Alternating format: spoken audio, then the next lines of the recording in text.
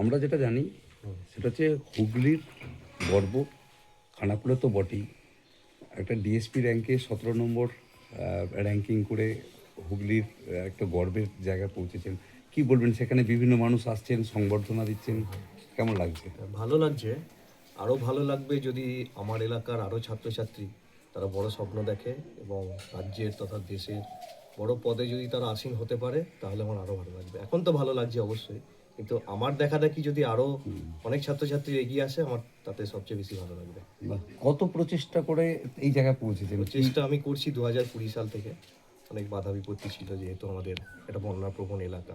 ছোট থেকেই পড়াশোনা এই প্রতিকূলতার মধ্য দিয়ে করতে হয়েছে, কিন্তু বাবা মার আশীর্বাদ এবং উপরওয়ালার কৃপার দ্বারা আস্তে আস্তে এটা সম্ভব হয়েছে। এই যে বললেন যে আপনার এলাকার যুবকদেরকে আপনি বার্তা দিতে চাইবেন, এই জায়গায় পৌঁছাতে গেলে পরে তারা কিভাবে পৌঁছাবে, কি বার্তা দেবেন? প্রথম তাদেরকে যেটা করতে হবে, সেটা বড় স্বপ্ন দেখতে হবে।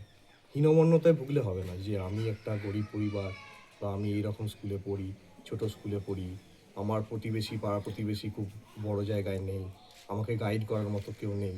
এই হীনমন্যতা থেকে বেরিয়ে আসতে হবে। আমার মধ্যে সেই সম্ভাবনা আছে, আমি করতে পারবো। যতক্ষণ না সফল হব, আমি চেষ্টা চালিয়ে যাব। এটা কেউ যদি মনে মনে ভাবতে পারে, তাহলে আমার মনে হয় তাকে বিফল করা সম্ভব না। সফলতা সে অবশ্যই অর্জন করবে। এই জায়গায় পৌঁছাতে পড়াশোনা কতক্ষণ কিভাবে করেছেন?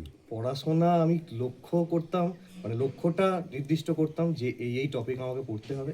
সেই টপিকগুলো আমি কমপ্লিট করতাম। আওয়ারলি বেসিসে আমি পড়াশোনা করিনি। আমি পড়াশোনা করেছি যে আমার এই জায়গাগুলো আমাকে পড়তে হবে। আমি এইগুলো কমপ্লিট করলাম প্রত্যেকদিন, প্রত্যেক সপ্তাহে। খুশি কেমন লাগে এই জায়গায় একটা পৌঁছানোর পর? খুশি লাগছে, কিন্তু আরও খুশি আমি হতে পারবো যখন আমি কর্মজীবনের শেষ দিনে আমি নিজেকে বলতে পারবো, হ্যাঁ, আমি সততার সাথে কাজটা কমপ্লিট করেছি। তখন আমি সবচেয়ে বেশি খুশি হব। এখন পর্যন্ত কি পোস্টিং কোনো জায়গায় দিয়েছে আপনাকে? না, এরপর ট্রেনিং হবে। কি নাম আপনার? আমার নাম সদীপ্ত বাগ।